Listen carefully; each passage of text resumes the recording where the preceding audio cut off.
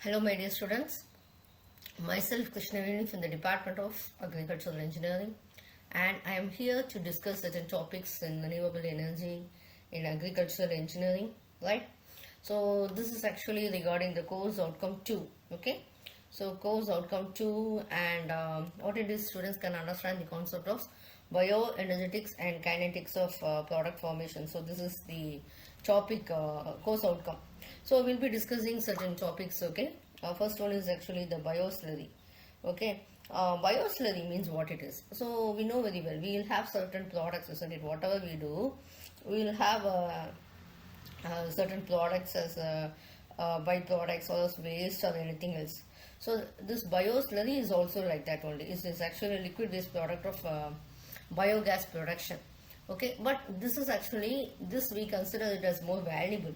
So okay, so though it is a waste product, we consider it as a main product only because it's a valuable manure by the farmer to improve the crop yields, and we can easily spray. It can be used as a pesticides. Okay, this is actually made of a combination of water and manure that's been treated in a tank without oxygen. Okay, so this is a supplement to animal feed rations, and it is a source of income. This bioslurry can be sold by the farmers, and you can get certain income.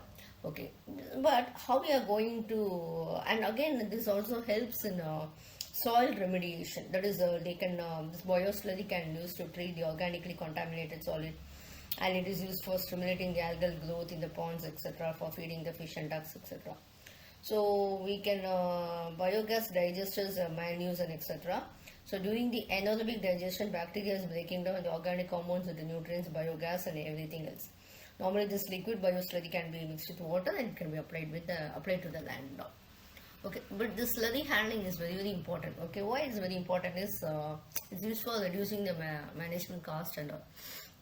So it's actually, it is reducing the organic load. Okay, so what happens, this can increase the amount that can be applied per hectare. So what happens, we will be reducing the fuel and also labor cost. Very important is it is improving the soil quality, soil fertility is improved, soil structure is improved. Okay, so it is used for loosening the hard soil so that porosity is improved and all.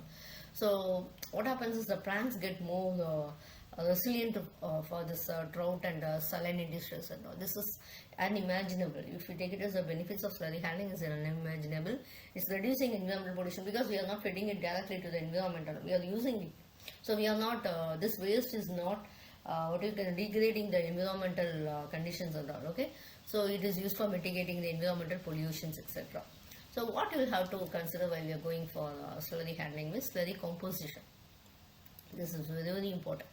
So actually, slurry composition means what is the source and how you have to dilute it and how you have to store it, so that you have to consider it all. Okay, next one is the CN ratio. So should be less than 10 by 1, or it should be more than 23 by 10. That's very important. Then only you can use it for our purposes and all. Okay, temperature is actually, if it's very high, means then it cannot be used directly, isn't it? So we have to check the temperature of this bioslurry that comes out. And next one is anaerobic digestion. Is that is what happens is minimize the concentration of organic compounds. That's very important. So we have to check on what conditions this anaerobic digestion is taking place. Okay. Next one is this biomass slurry. We have to consider. We have to check the human conditions also. Okay, that is because we have to see. We have to see how your conditions is going on. Okay. So what happens is you will have to check this, you have to dry that, you have to compost it, mix, and you will have to apply this bioslurry to the soil and all. Okay, drying, while you are drying, you have to consider that whether the nitrogen loss is being taking place and all. So we can compost it by mixing with other organic materials, and it can be mixed in the ratio 1:1 or 1:2 and all. Okay, and you can apply it by foliar or for the applications, etc. Okay, so it can be a fertilizer, soil conditioner, and animal feed. Okay, it can also be used as an insecticide. Next one is enrichment process. So enrichment process is what you are doing is actually how you are going to enrich your biomass slurry.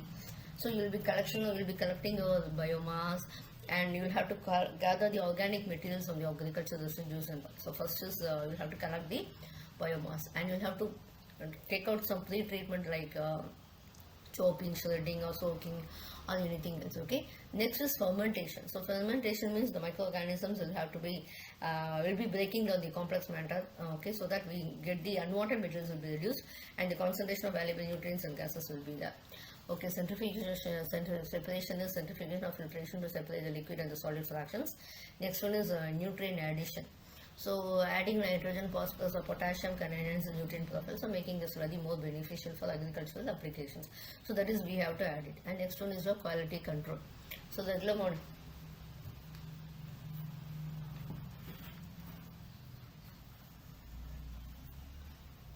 So the regular monitoring of pH, microbial content and nutrient levels will ensure that slurry will be remaining effective and safe for its intended use. So that we'll have to consider the quality and everything else. Okay. Thank you.